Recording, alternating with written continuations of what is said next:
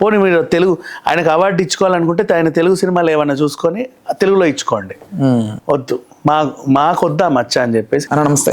నమస్తే. Johnny master ఇష్యూలో jail వరకు జీవితం ఓకే, బట్ నేషనల్ అవార్డు కూడా ఎందుకు క్యాన్సిల్ చేయాలి? పాపం ఎంతో కష్టపడితే అక్కడ వరకు ఆ స్టేజ్ వరకు వస్తారు కదా డాక్టర్, అదే మన కొరియోగ్రాఫర్స్, ఎందుకు అది?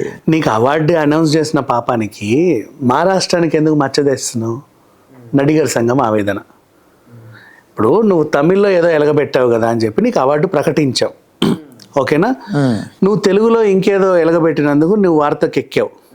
అది మంచో చెడో తర్వాత సంగతి. దేశవ్యాప్తంగా చచ్చే వాళ్ళందరూ ఏం మాట్లాడుకుంటున్నారు? ఆ తమిళ కొరియోగ్రాఫర్ మొన్న అవార్డు రాలేదు ఆయన అంటే ఎవరు అమ్మాయిని ఏదో రేపు అంటూ చేశారట అని మాట్లాడుకుంటున్నారు. ఇప్పుడు తమిళకి ఎందుకు వచ్చింది తంట?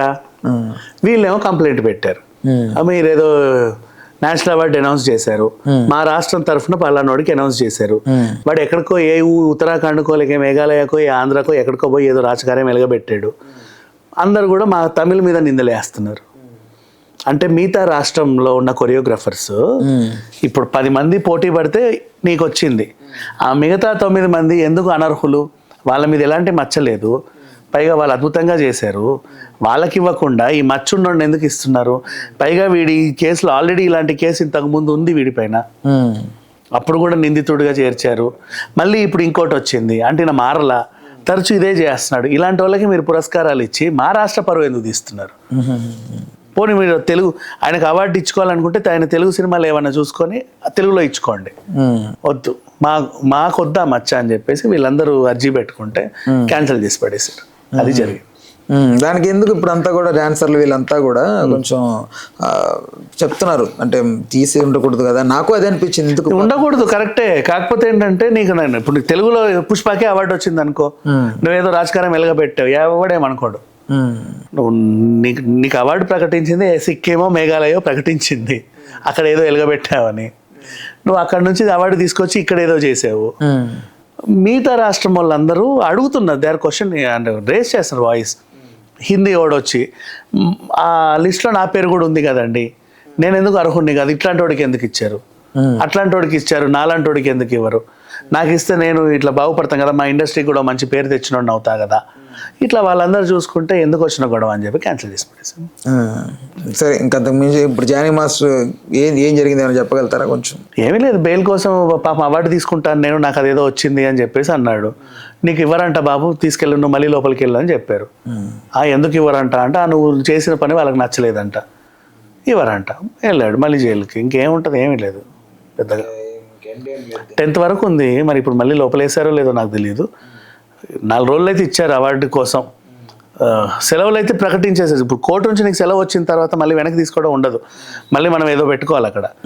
కానీ నువ్వు బయట ఉన్నా ఏం చేసినా నీకు అవార్డు అయితే క్యాన్సిల్ అయింది. నువ్వు ఏ రీజన్ మీద బయటకు వచ్చావు ఆ రీజన్ అయితే క్యాన్సిల్. సరే, ఓవరాల్గా ఏంటి ఎండ్, ఇంకా ఏంటి అసలు ఏం శిక్ష పడబోతుంది? లేదు, నీకు శిక్ష పడాల్సిందే. వై? బికాస్ నువ్వు ఇప్పుడు చాలా మంది ఆ అమ్మాయి టేపులు విన్నోళ్ళు కూడా ఆ పిల్ల తప్పు ఈయనదే తప్పు అంటున్నారు. కరెక్టే. నువ్వు చేసిన మెయిన్ తప్పు ఏంటంటే అమ్మాయి నీకన్నా బాగా ఎదుగుతుంటే ఓర్వలేకపోయావు, అప్పుడు నువ్వు అనుభవించాల్సిందే. ఆ పిల్ల కార్డు కోసం ఇబ్బంది పెట్టావు, వేరే కార్డు మీద పనిచేస్తే డాన్సర్లను పంపక ఇబ్బంది పెట్టావు. చూసి కట్టలు తెంచుకొని నిన్నేదో చేయాలని చెప్పి రేప్ కేసు పెట్టేసింది నీ పైన. నీ మీద పగతో నిన్నేదో చేయాలని పెట్టింది. ఎందుకు పగ పట్టిందంటే నువ్వు ఆమె మీద విరుచుకుపడ్డావు కాబట్టి. ఆ పిల్లని ఆమె పందాలను నువ్వు వదిలేసి ఏ ఇబ్బంది పెట్టకుండా ఉంటే నిన్ను ఇబ్బంది పెట్టేది కాదు. అది ఏ కేసు అన్నా కానివ్వండి, నువ్వు ఇబ్బంది పెట్టావు కాబట్టి ఆ పిల్లనికి తిరగబడింది. ఇది ఇప్పుడు ఈ రేప్ కేసు నిలబడకపోయినా కూడా అసలు ఓవరాల్ కన్క్లూజన్ అంటే నువ్వు ఆ అమ్మాయిని ఇబ్బంది పెట్టావు ఏదో రకంగా. నిన్ను ఎదుర్కొనే శక్తి ఆ పిల్లకి లేదు, కానీ ఆమె ఒక ఆడపిల్ల కాబట్టి రేప్ కేసు పెట్టగలిగింది. అలా పెట్టింది.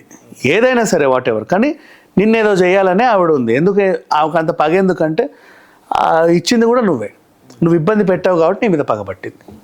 నువ్వు ఇబ్బంది పెట్టకుండా ఉంటే పగబట్టేది కాదు. ఓకే అన్న, థ్యాంక్ యూ అన్న, thank you. Please do subscribe to Telugu Rajyam channel. Please do subscribe to Telugu Rajyam channel. Please do subscribe to Telugu Rajyam channel. Hi అండి, నేను మీ ఆర్పీని, నెల్లూరు పెద్దారెడ్డి చేపల పులుసు ఓనర్ని. మీరు తెలుగు రాజ్యం అనే ఈ యూట్యూబ్ ఛానల్ సబ్స్క్రైబ్ చేసుకుని మంచి వీడియోలతో వస్తారు. Thank you so much. Hi people, I'm Sonakshi Verma and you please watch Telugu Rajyam and please subscribe to the channel.